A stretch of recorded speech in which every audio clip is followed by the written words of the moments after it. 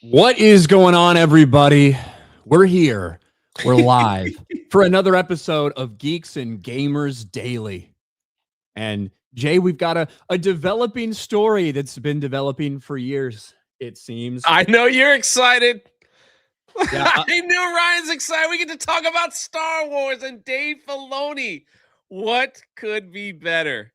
Yeah, Dave Filoni, who, by the way, has been the chief creative officer of Lucasfilm for like 4 fucking years, and every single show that's come out has been under his direction and under his purview and with his insight, with his oversight, all those things. Thank God, Dave Filoni. Dave Filoni, the savior of Star Wars, the savior of Star Wars, Dave Filoni. Bro, it is so funny when I look back at when I started on YouTube, right? When I started in 2019 and I was talking mad shit about Dave Filoni, and a bunch of fucking losers and retards and queers and all these people were like, how dare you say that about Dave Filoni? He's the best thing. He needs to take over. And all he's got is like more and more power. He has been in these discussions. He's one of the people that like helps greenlight these fucking shows and movies and provides oversight, provides feedback for Leslie Headland for The Acolyte. This is what he has been doing for years. And the more shit that comes out, the more people wake up to the realization that this little fucking sniveling homosexual has done more damage to Star Wars than basically anybody. But thank God he gets to reportedly co-run Lucasfilm with another woman who's quite frankly more masculine than him, which isn't that difficult. But yes, I'm excited to 3 minutes in, baby, and I'm just going to sit back. I should have got some popcorn for what's about to happen. I do find it funny that they just can't turn it all over. They still have to keep a woman in charge. A woman that looks like Kathleen Kennedy of all things. Don't they all? Like when you go through like the leadership positions at Lucasfilm, there's a lot of women that, kind of remind you of Kathleen Kennedy. I guess one of the things that I'm surprised about is that it was not Carrie Beck. I really thought it was going to be Dave Filoni and Carrie Beck. Carrie Beck is still there, and she's been there a very long time. But yeah, Lin-Wen Brennan gets the nod, who's already been doing basically all the fucking business stuff anyway. Like, you know what the reality is? This is going to have essentially no impact on Disney Star Wars. Nah. Dave Filoni is going to continue to be the creative, like in charge of the creative decisions, like he has been for the past 4+ years. Right? They just are removing Kathleen Kennedy as president. So I didn't say anything. I let him talk. That's so. Is that so? But yeah, I think I think that look, it's really funny because I remember when I found this this little growing community of Star Wars YouTubers back in 2018 in the aftermath of The Last Jedi. Jay, from top to bottom, every one of these fucking people were saying Dave Filoni would be a better choice. Dave Filoni would be a better choice. And I, who actually knew who Dave Filoni was and knew what a fucking dumb cocksucker he was like, y'all are fucking dumb as shit. That'd be the worst decision ever. And the more and more things we've seen from him, especially live action that we've continued to see, the more and more people wake up and realize, be like, holy fuck, I was really wrong about this. And some people just pretend that they never said that. Some people pretend to like backpedal and twist like, oh, I never suggested that. Bro, it's so fucking funny. And now here we are. Disney Star Wars will remain dead with Dave Filoni because this is nothing is changing. Like, you want to, like, there is no bigger forces female advocate than Dave Filoni. Dave Filoni is the biggest pusher of like the feminist messaging in any Star Wars product. He always has been. That's who this dude is. When they had the story group fucking roundtable for Disney Star Wars in the aftermath of Force Awakens, when they were making plans for The Last Jedi, who was it in the room that said, I think the idea of femininity, subverting masculinity is a really powerful idea? Wasn't Kathleen Kennedy. It was Dave the Fig Filoni. That's who it was. That's what this dude's always been about. And of course, over the course of the past several years, you've had every fucking dumb conspiracy theory retard trying to say that, well, no, actually, every single bad thing that Dave Filoni is involved in, it was just sabotaged by Kathleen Kennedy. That must be the case. Even when Dave Filoni has his entire jerk off wet dream of Ahsoka, right? No fuck, like he did everything he wanted. If you followed any of Dave Filoni's work, you can look at that and say, this is pure Dave Filoni fantasy.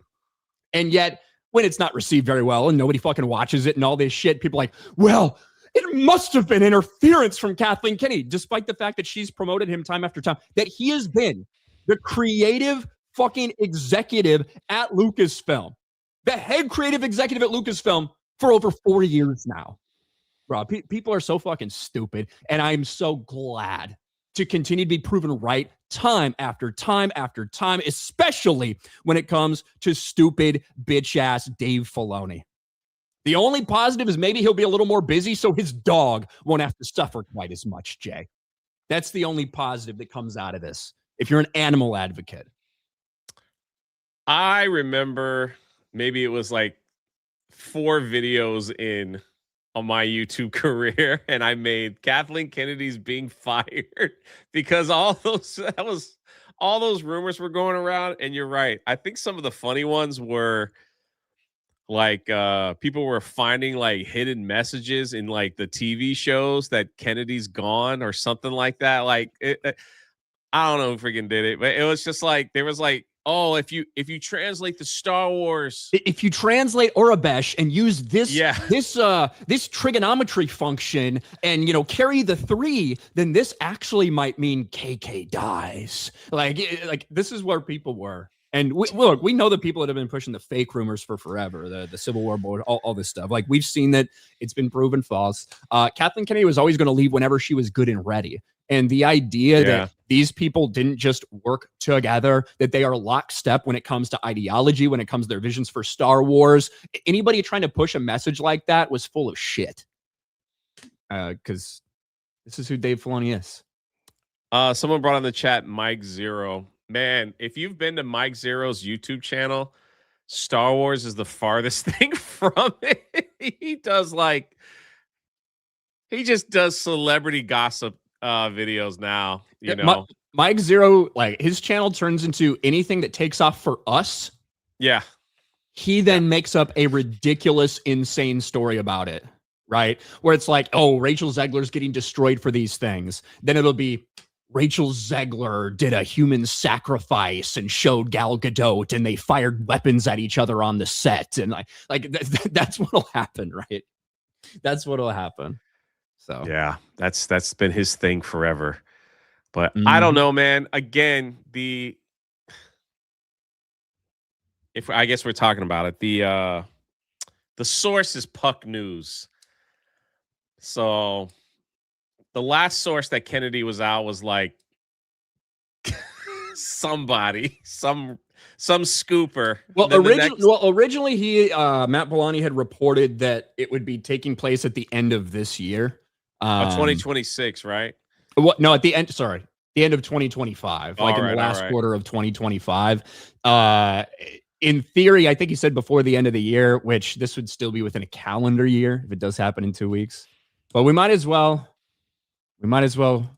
get into it, Jay. Kathleen Kennedy steps down this month.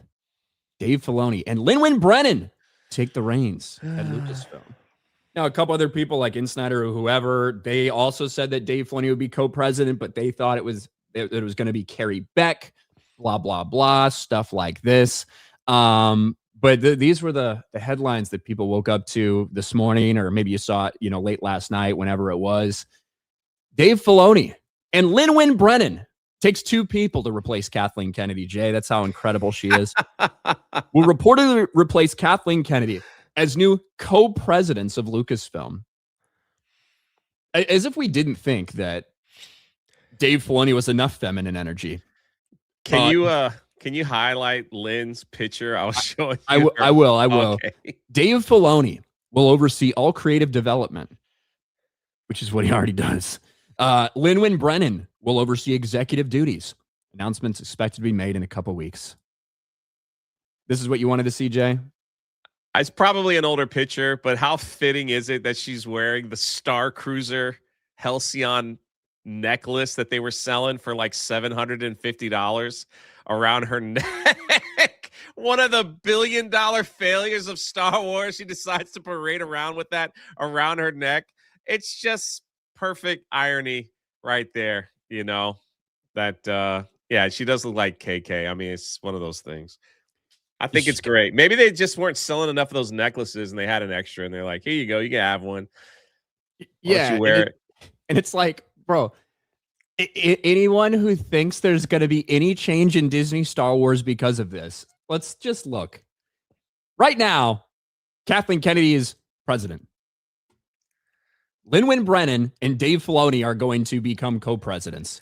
Lin-Wyn Brennan right now is the president and general manager of all the business side of things. So she handles the business side of things as it is.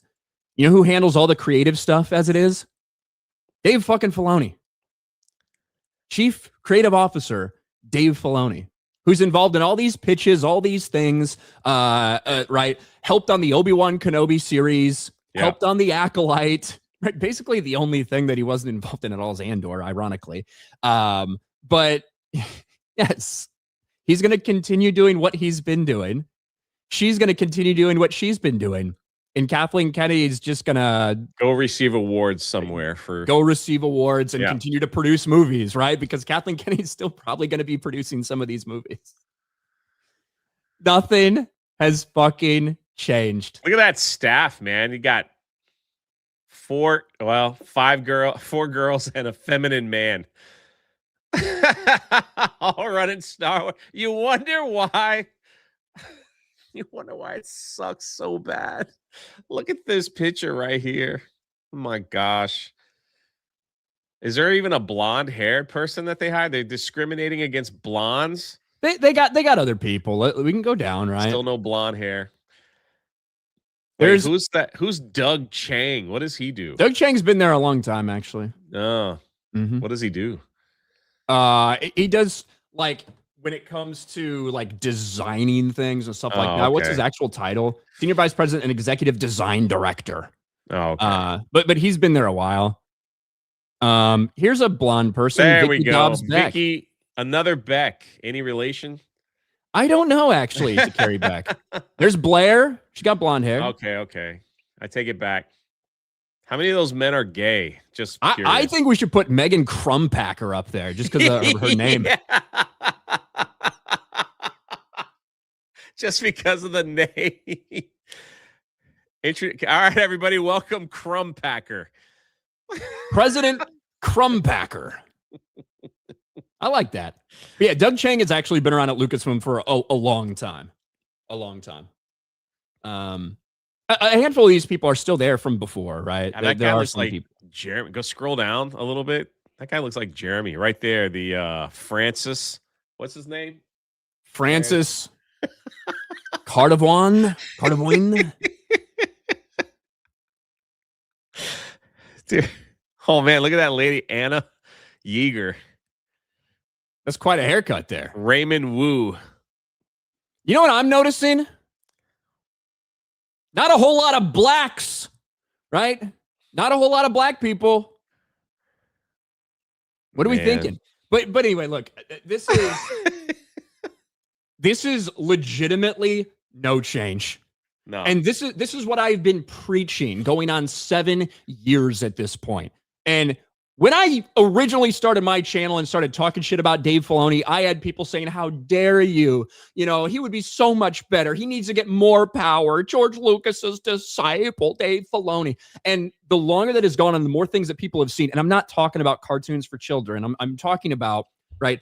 I'm talking about the live action things that people actually tune in and watch, right? The more things people have seen from Dave Filoni, the more people have woken up and realized, oh, wait, this is the people that everyone was praising. Because I'm going to be honest, in this era after Last Jedi, and everybody wanted Kathleen Kennedy fired, understandably so. Some people that loved Clone Wars and stuff like that were like, Dave Filoni, he'd be great. And honestly, a lot of people who had never seen Clone Wars, who had never seen Rebels, who weren't actually familiar with Dave Filoni, they just heard that name being said in a positive way by a handful of people, of hardcore Clone Wars fans and stuff like that, and they echoed it because they wanted somebody that was better than Kathleen Kennedy, even though they had no knowledge, even though the vast majority of them hadn't actually watched that. Right? That's what this wave of support for Dave Filoni was in 2018, 2019, 2020. And then with the complete and total disappointing failure of Mandalorian, with things like that have continued to come out, whether you want to talk about Book of Boba Fett, Obi-Wan Kenobi series, Acolyte, these things all had Dave Filoni's hands involved on them. But then you can make all the excuses in the world. They wouldn't let him do this. They wouldn't let him do that. Ultimately, get this stupid fuck off the screen. We're trying to clip out a fucking video, Jay. Get that shit off here. We're going to use this as a clip. We don't need Roman Skywalker's gay ass. Okay? His fucking shit-stained dick from shoving it in dudes' assholes. We got an editor. We don't need that. But anyway, that'll probably be left in because, of course, it will. But then there's no way you can watch Ahsoka and pretend like that isn't Dave Filoni's fantasy. 100%. To make Ahsoka Tano the most important character in all of Star Wars. It always has been. That is always been his fantasy. I think we'll see more of that. I think that'll be now, like it'll be the Ahsoka push because they don't know how to create anything new or do anything different. And he probably had this mastermind plan from day one. Once George is out, Ahsoka's in. She'll be the savior of it all. It's gonna be great. It's going to be great. Yeah, but it is funny, and I'm sure there's some people that are going to be super excited and happy about this, and think that things are finally going to change. The copium that you continue to have, it will not work. It will not be any different. It's going to remain exactly the same because Dave Filoni has been making creative decisions at Lucasfilm for years and years and years. We are where we are in large part because of Dave Filoni. The only thing I think it will change is, for the worse. Like we'll probably end up getting less movies, and they'll just become like a CW brand, pretty much, because there's really nothing that is sticking. I don't see, even from like the hype for like Mando and Grogu is not, at least it's not as there as what I thought it would be, at least from the crazy Twitter people. But I guess we'll see. Like because that's supposed to launch like the next week. They keep announcing a Rey film is coming over and over and over again. Daisy Ridley talked about the new Jedi Order movie just the other day. Yeah. How many years is that going to take before we even get like a post that says in production or just started production? But we do have Sean Levy's, right? His is done, so he'll come out, and that is not attached to anything, so that actually might have something interesting to see in there, but who knows? I think with that leadership, like it wouldn't surprise me if they win again and just did more Disney Plus stuff and just kept it on that. If you could look across the landscape, if you had to like pick a project to be optimistic about, it probably would be Starfighter, something that's disconnected from any other characters, something with a director and a producer and Sean Levy who, right, maybe you don't like some of his stuff, whatever, has made things that have hit and done well. It's got a cast like people like Ryan Gosling who are incredibly likable. Like maybe that's your shining hope of maybe that can be the thing that's good of all this shit. But I think Mandalorian and Grogu, when it comes out, is going to tell us a lot about what the future of Star Wars looks like, because it's been, it'll have been 7 years, almost 6.5 years since we saw a Star Wars movie in theaters. Yeah. And so this is going to be it. It's going to give us a very good indication of what the appetite for Star Wars at the movie theater is, and what the brand strength of Mandalorian and Grogu is at this point. Well, and I don't really have any idea what to expect. So we'll see. The thing is too, it's like I had mentioned, I think we went over like anticipated movies, and that movie came up, and I was letting people know, like, so the theme park, like at Disney's Hollywood Studios, they used to have a big Star Wars section where they had Baby Yoda on everything, and that was there for years. And just at the right before Christmas, they took all of that down. So the only thing to get Star Wars merchandise in that park is like one little corner section. And that's it. That just shows you, because listen, if stuff isn't selling, they move it out of the main stores. So if no one's buying anything, if no one's buying a shirt or anything like that, they move it out. So like everything just got moved out and pushed to like the Star Tours area, right? That little shop in there. And if you go into Galaxy's Edge, they sell stupid stuff in there. It's not even like a real Star Wars store. They try to sell you stuff in Galaxy's Edge that you would think if you lived in a Star Wars galaxy you would buy, like little stuffed animals of of like the creatures that are in Star Wars and stuff. It just stays there. Nobody ever you don't see anybody ever buying that stuff. So they've lost the market on that, where no one buys action figures or Star Wars toys or anything like that. So like there's no money. It can't be money coming in. I do know when Baby Yoda first came out, it probably sold it. That was probably one of their biggest sellers for a long time. But man, they have been like riding that thing for forever now, and they haven't given us anybody anything new that people were interested in to even purchase or buy or to hold any kind of collectible or anything like that as far as Star Wars goes. Now, they just launched like in the 6 scale, like some of the action figure stuff. They have to go back, and they're launching stuff like Revan.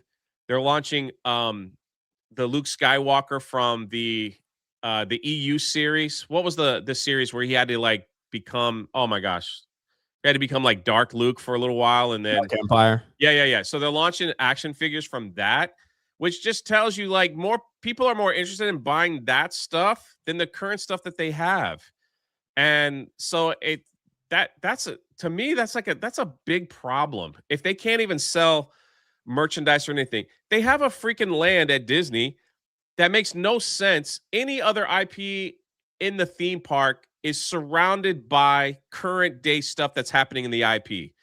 Pandora, they're pushing all the Fire and Ash stuff over there. Toy Story Land, they're getting ready for the next film, all that stuff. Galaxy's Edge is still on Rey and Kylo Ren. That's all it is. They don't have anything new. Every now and then Mandalorian walks around, but he does it in the back corner, so he doesn't interfere with people LARPing in the town of Batu that was just created for. It makes no sense what they're doing with this IP. And of course, now they're changing the rides so that you could pilot the Falcon to help Mandalorian save the day. So the people that are in charge over there, like from everything top to bottom, it just doesn't make any sense. And then you're right. We talked about it the other day, as much as Andor was well received, nobody cared. The only people that liked it are the people that watched it, which wasn't very many. So yeah. And ironically, that is like the most highly touted thing that's come out. And it's the thing that Dave Filoni essentially had no involvement in. And in fact, Tony Gilroy actively overrode a lot of Dave Filoni's. That what he wanted done, right? Yes. Yeah, exactly. I see a lot of people just blasting Roman in the chat. He is getting butt fucked, and he probably likes it. That's the only reason why I highlighted it. It wasn't to upset Ryan. I just want to. I think it's. I know. See, Nunes is right. Roman stop. Ryan doesn't swing that way, man. It's true. And I know. I do know. Here's the thing. I love making fun of retarded people like Roman, but I also know that he's probably getting off to it. Like it's a humiliation fetish. And he's just sitting there jerking his shit. He's fucking jerking off as I'm screaming and insulting him, because that's the only thing. He's like ruined his fucking sex drive from watching just endless amounts of gay porn all day long. Nothing can get him off anymore other than me screaming at him. That's it. Thanks for helping people out, Ryan. Like you do good work. I'm a charitable person. What can I say? Keenan, who do you like better, the Hound or the Mountain from Game of Thrones? The Hound. It's not even close. He's an actual fucking character. Oh man, did you see your adaptation in Game of Thrones? No. Oh, dude, hold on. Here we go. It actually is it's not bad. It's not bad at all. I'm a character that doesn't even exist in the books. Look at me. I'm the Night King. That's fitting. Night King. Everybody's terrified of you, all that stuff. Like, that's pretty fitting. I'm going to get stabbed by a 12-year-old girl. Well, I mean, it could be worse. Is that Dan? That is, yeah. That's Dan. Okay. I like mine. Mine came out pretty Ned Stark. So it is. He gets his head cut off in season 1, but true. It kind of starts the whole thing, right? That's like it is a big that is like the tinderbox that sets everything off. You're not wrong. Yeah, and then you got that's Savvy, but hold on, there's Jeremy. He sleeps with his sister. Wait, that's Jeremy? No, that's X-Wing. X-Wing sleeps with his sister. That's right. Kata. You could say a lot of bad things about Jaime Lannister, right? There he gets you called go, a lot of things. He gets called Kingslayer. He gets called, he's disgusting, incest, like all these. They never insult the way he looks, though. That's true. Never insult Jaime Lannister. Look at fucking Joffrey.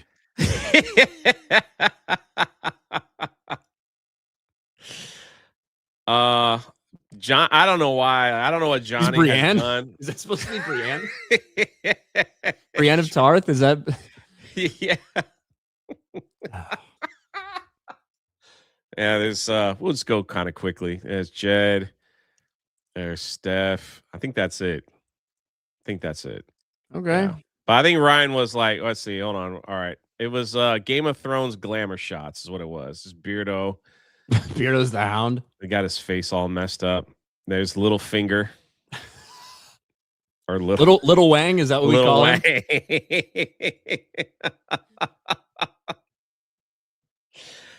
That's just not right. Wait, hold on. Is that Epic Mike? Is that supposed to be? Yeah. Hold on. Is it supposed to be Ramsey? Like, my only guess is Ramsey because he's got the fucking dog. But like, what outfit is he wearing? He just looks like he's he's in the 80s or something. He's in the glamour shots. So yeah. Okay. I like yours, man. I think it came out good. Looking at some of these, I certainly could have turned out way worse than this. Yeah. I think so. Yeah. Keenan in House of the Dragon. Did you like the kids fight scene where someone loses an eye? When Aemon loses an eye, yeah, I like it. It sets off a series of fucking events that Aemon will never ever forget, and leads to a lot of bad shit. Poor Luke.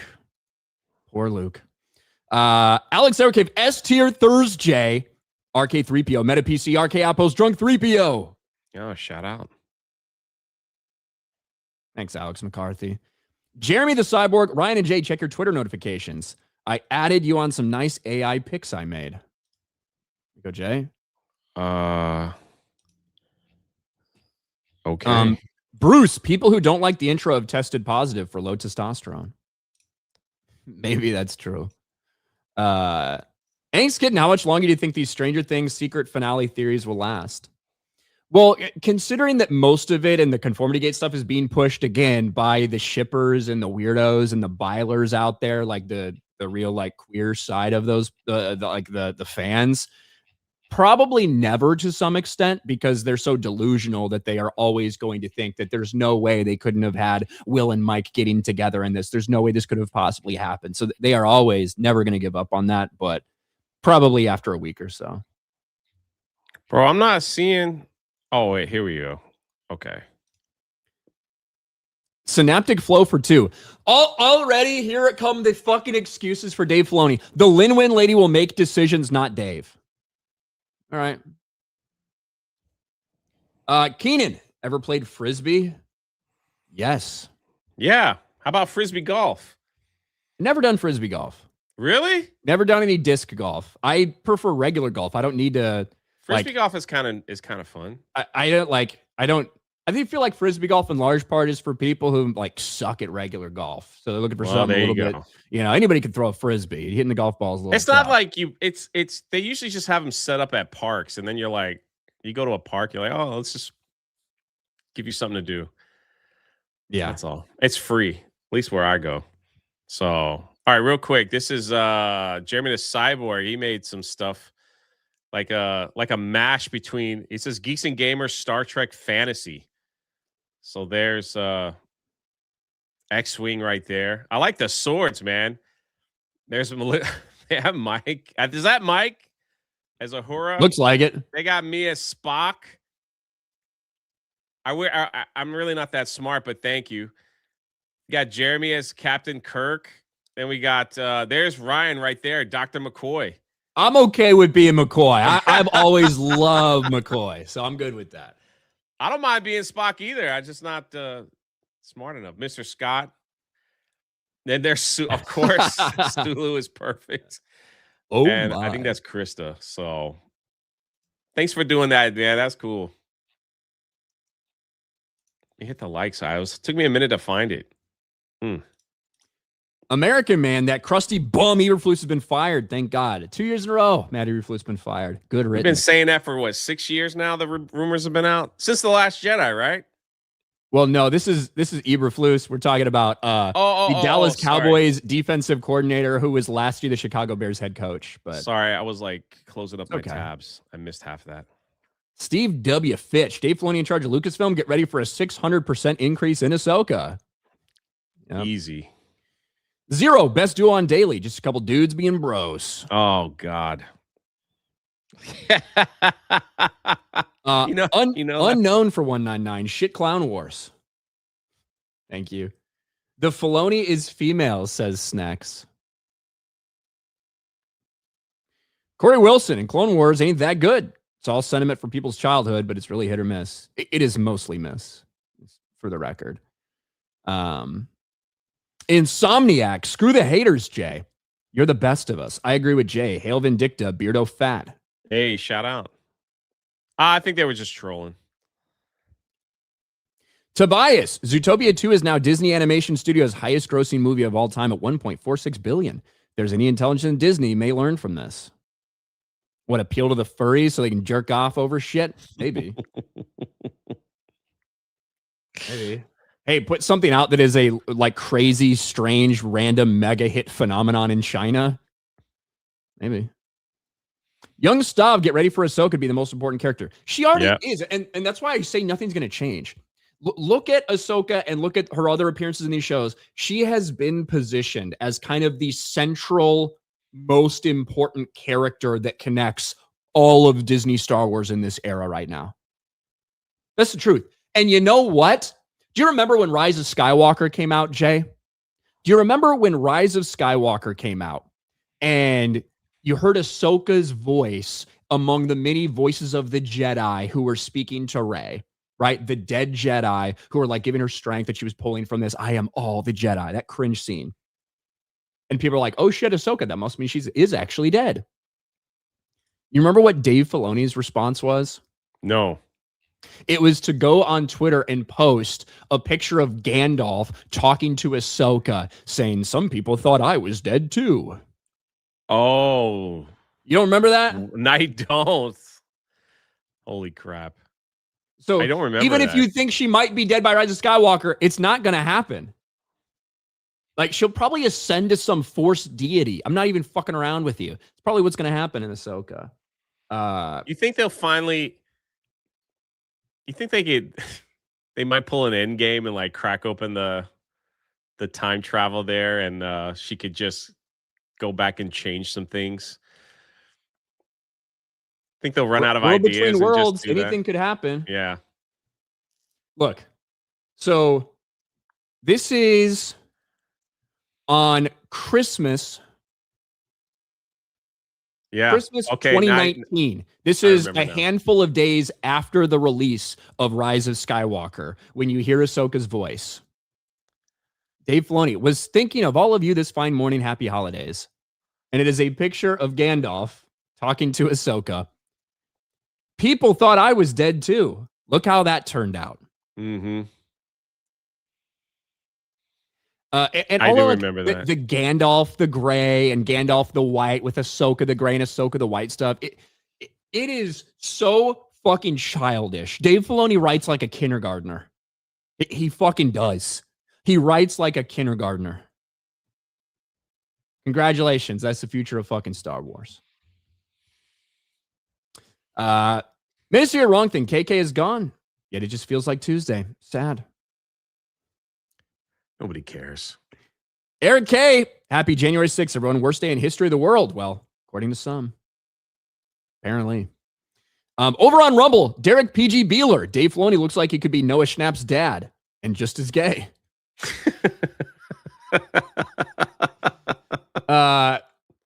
Yoki Wartooth for $1. I'd rather give more control to Tony Gilroy. At least what he's done has been actually good. I don't think it has too much mass appeal personally. They gave him a lot of fucking money for Andor. And although a lot of the people who watched it like it and enjoy it, it did not attract a big audience at all. At all. How much you want to bet that they release it on? I have a feeling they're going to release that on ABC in the near future.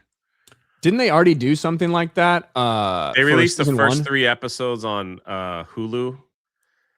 I thought they did an ABC thing as well.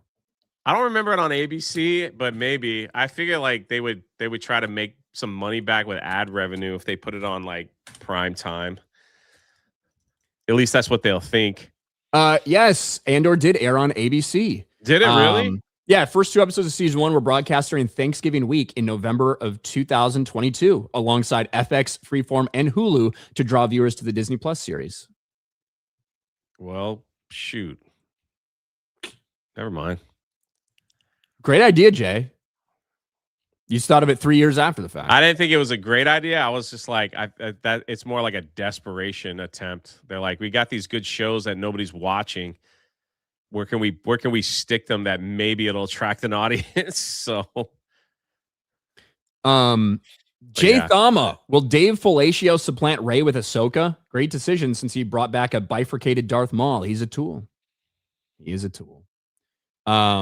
B. Barrett for $2. Dave Filoni uses semen as cough syrup. Probably true. Speaking of Gal Gadot, says Jay Thama, I think she's got a streaming show coming out playing a sheriff. Dave Fellatio will put a chick in it and make it gayer. And then Jay Thama says, or JT Homa, I should say. Maybe that's his name. Speaking of Game of Thrones, The Onion was actually funny. George R. R. Martin escapes out a bathroom window as publishers break down the door. Thank you. Drive Monkey Drive for $1. You know what that's from? Not really. What is it?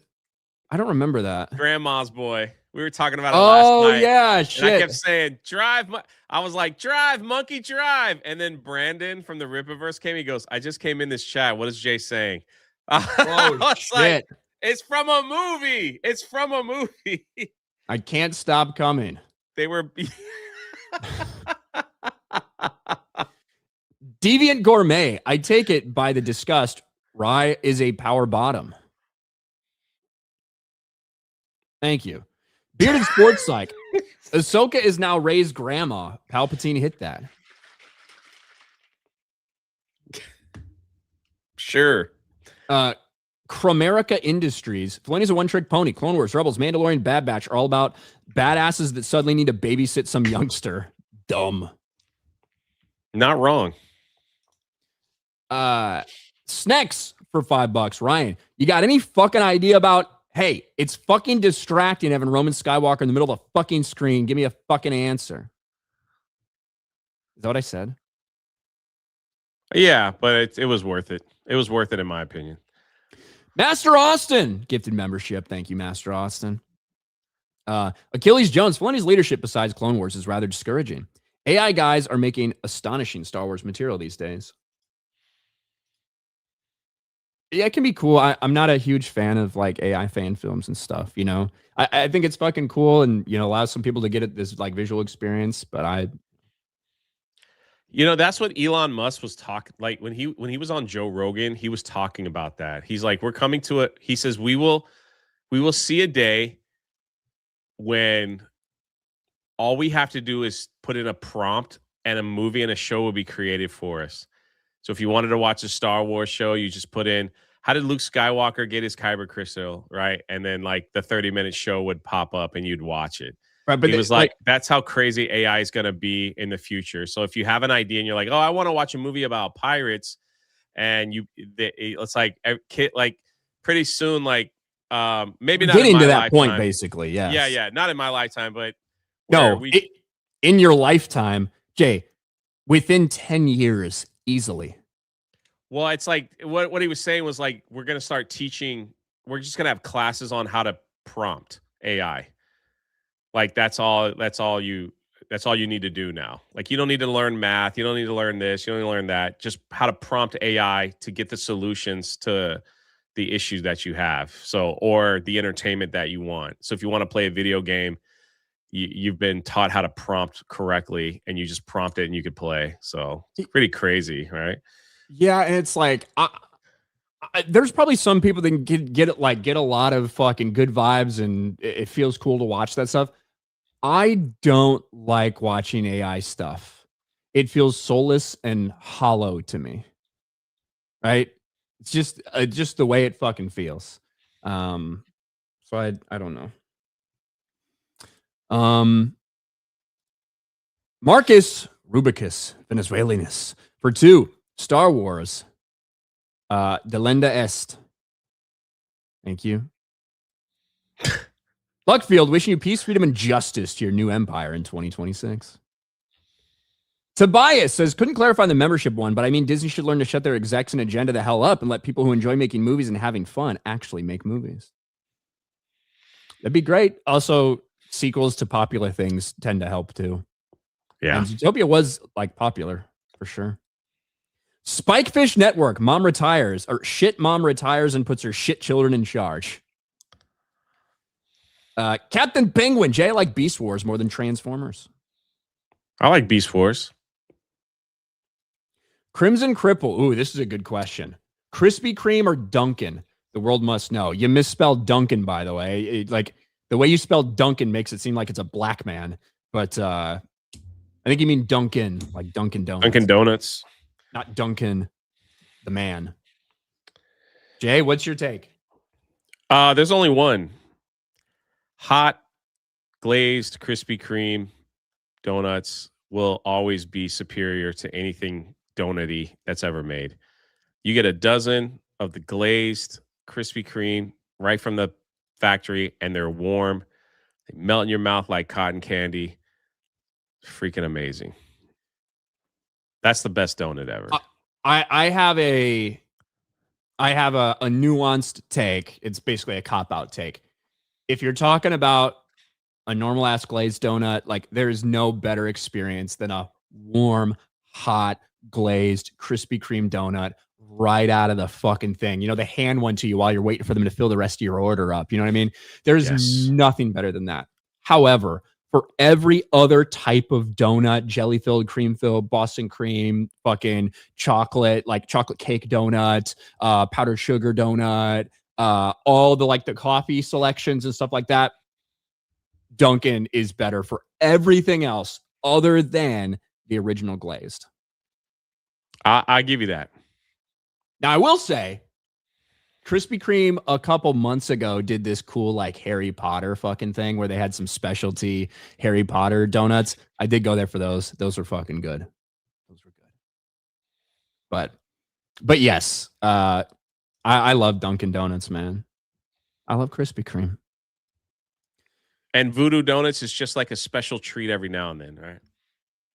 Yes. Do you know how many times I've been to Voodoo Donuts, Jay? You talk about this as if I am a Voodoo Donuts like fiend or something. Because that's the only time I really had them was with you. It's so like that's 3 times in my life, maybe that's the 4. Memory that's every have time I made a purchase at Voodoo Donuts? 2 of those times I bought donuts to share with people.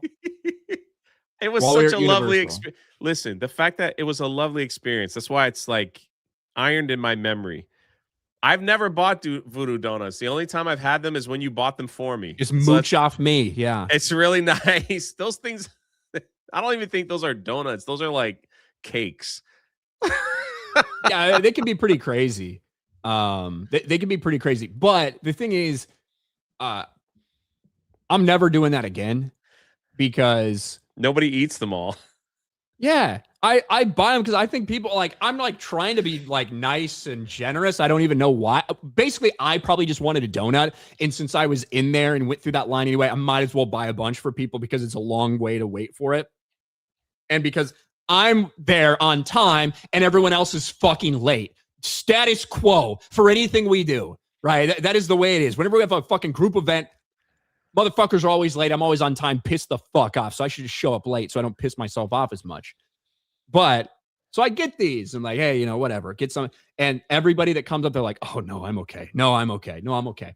Well, fuck. Now I'm carrying around a dozen damn donuts around the entire fucking park. I had some. I always have some.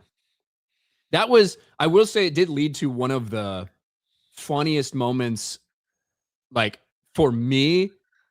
Look, it was pretty funny for me. I bet for everybody watching, it was fucking hilarious. When I'm sitting there balancing these fucking donuts, leaning up against the wall, just fucking waiting for everybody else to do stuff. We're in Diagon Alley. No, yeah, we were in Diagon Alley.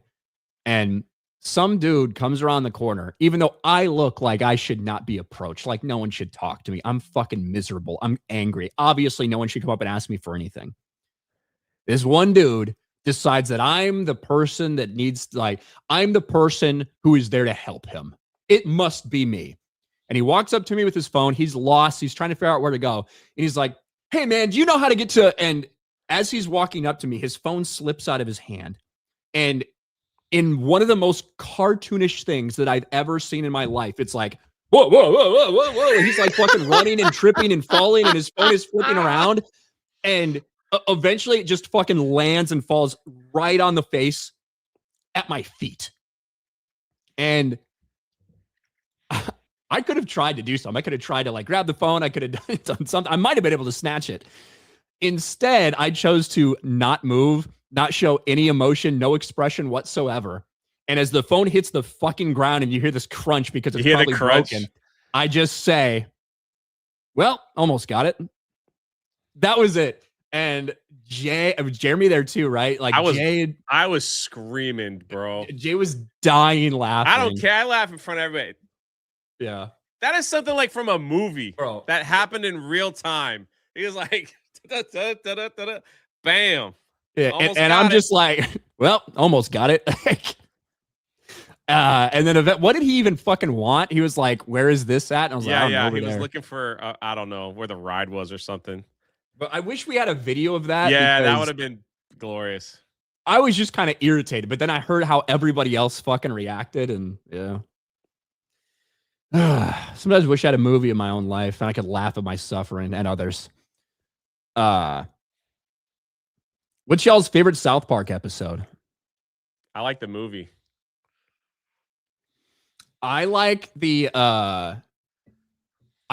Chris Hansen one when Butters is trying to pray the gay away.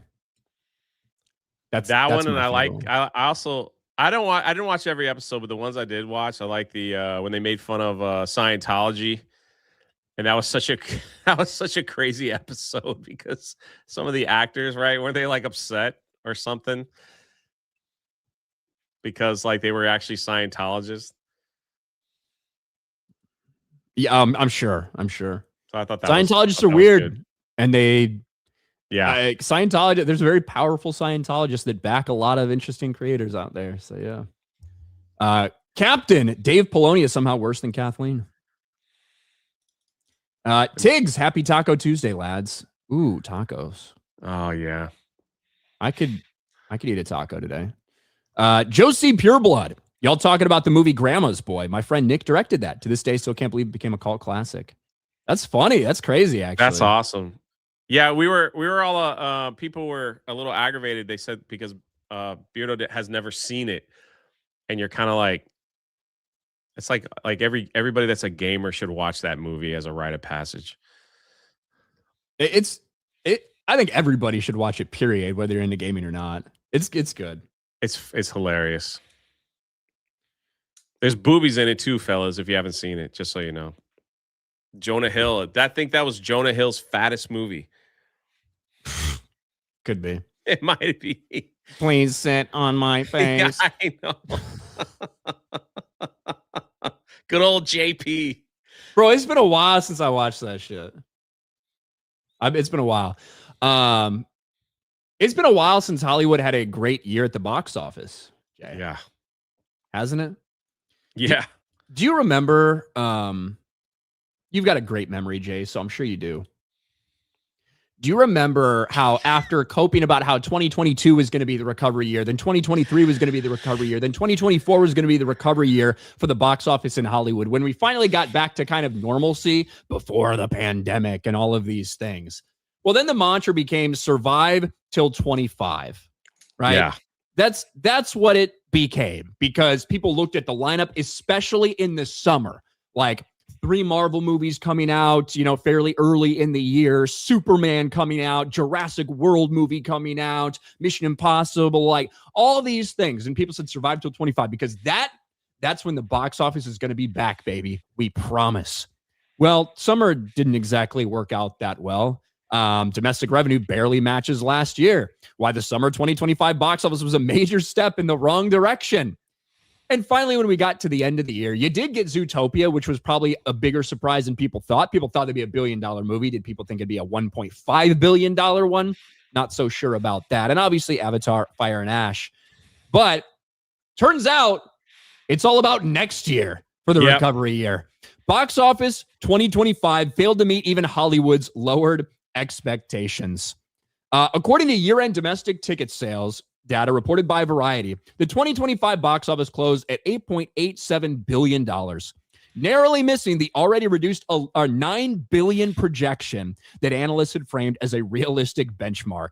While the industry's attempted to spin the result as progress, the numbers tell a far less flattering story. Before 2022, domestic box office totals routinely pushed $11 billion or more. Against that backdrop, 2025 doesn't represent recovery. It represents stagnation.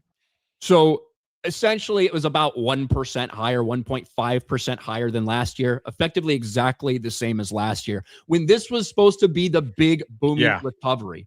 And what is that led by? It's led by, mostly in my opinion, the big failures in the summer. Captain America Brave New World was early, but then Thunderbolts came out in, what was that, May?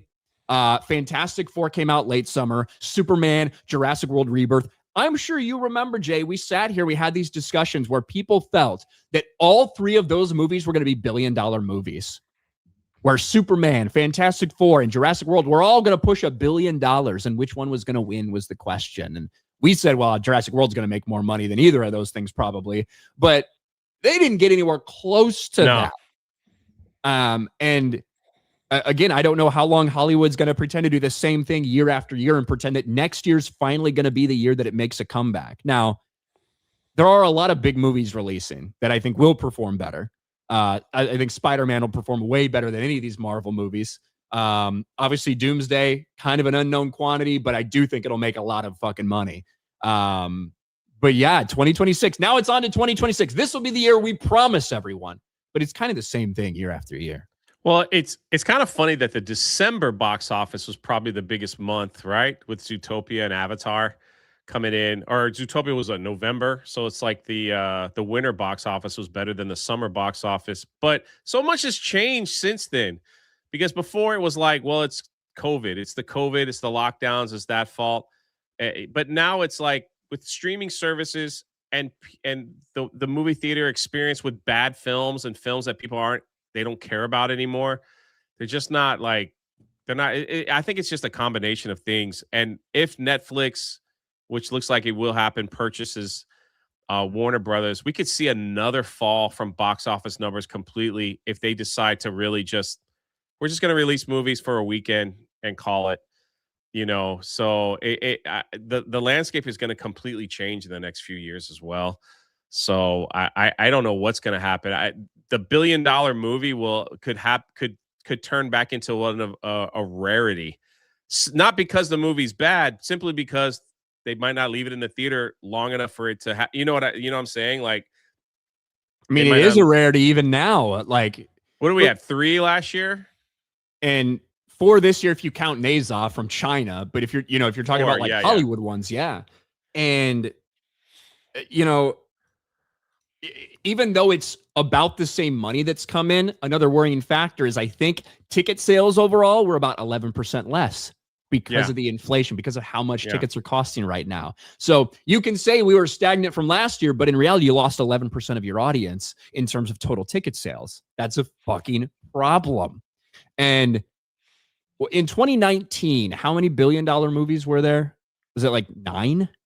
Yeah, it was a lot. It had to I think it been. was $9 billion movies, something like that. And that's with lowered ticket.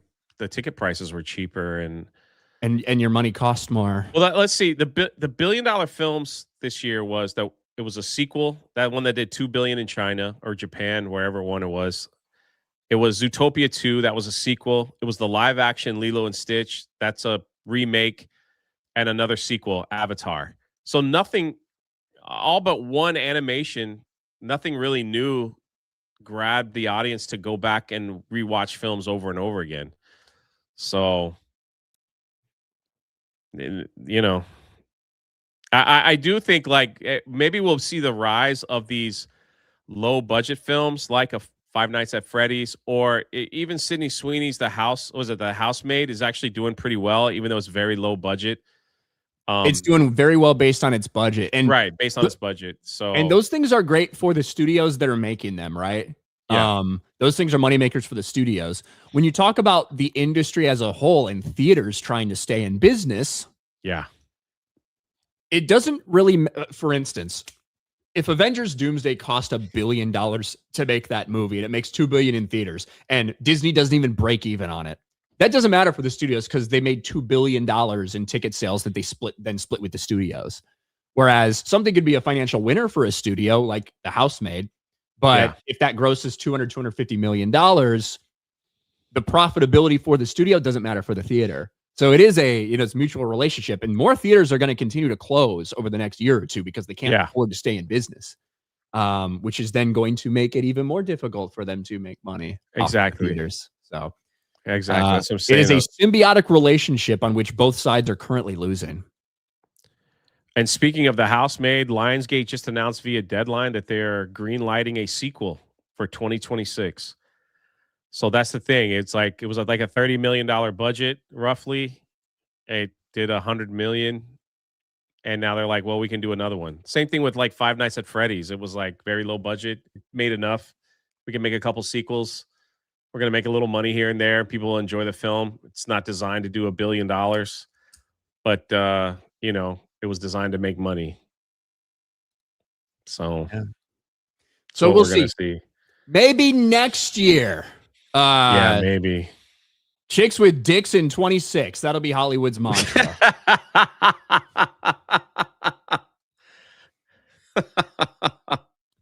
Over on Rumble, B. Barrett for $2. Ryan enjoys when hot, sticky goo slides down his throat.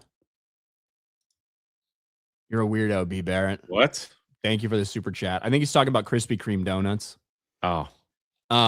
Taker, they didn't let Will finish. He was going to say, I don't like girls as executives at Lucasfilm or in leading roles in Star Wars. Yeah, that's in the hidden cut of Stranger Things, guys. Release the hidden cut. Bearded Sports Psych. Which movie would you enjoy more, Filoni's Superman or Gunn's Star Wars? Which would make more money? I'd build a fucking rocket just to launch myself into space. Chris Coran, hey Ryan, let's get donuts for the Bears game. I don't know about that, Chris Coran. I don't know if I want to be around anybody when I'm watching that game. I am going to be in a high anxiety situation watching that game. Unless they're up like 56-3 in the second. Sure, but for the most part, I'm going to be in a very high stress, high anxiety moment for that game. Uziel Knapp for 5. You see Murray's Instagram saying he does nothing except drive a truck. Brett Gelman, second reel. I did see. He's like, hey, Murray, he's done everything. He's done martial arts. He's, tried to take over a plane. He's used a flamethrower. Why not drive a truck? The Milkmaid. Thank you for $1. AJ Lee, fuck, marry, kill. Will Byers, trans from Last of Us. Tim Walls. Again, building a rocket. Building a rocket. That's what I'm doing. But I forgot to show. I actually had this shared to pull up. I'm sorry, Ninroku. I had this shared to pull up and then I forgot. For $5 over on Locals, Ninroku says this. Pull it up. There we go. Oh, okay. Oh, that's that meme where normally people were like praising him, right, as the son. And they changed I it. think it's some fucking savior. He's a fucking gay savior, I suppose. Double middle finger from Ninroku. Thank you, Ninroku. Appreciate it. Jay, we're all caught up. Wonderful. What you got going on? Just working on videos and getting ready to launch this book this week. So nice. Finally, get it over with. Get it out. Nice. That'll be good. Tuesday night's main event tonight, I'm assuming, and it is Tuesday. That's it. I'm going to get a fucking haircut today. That's what I'm doing. That's all I got.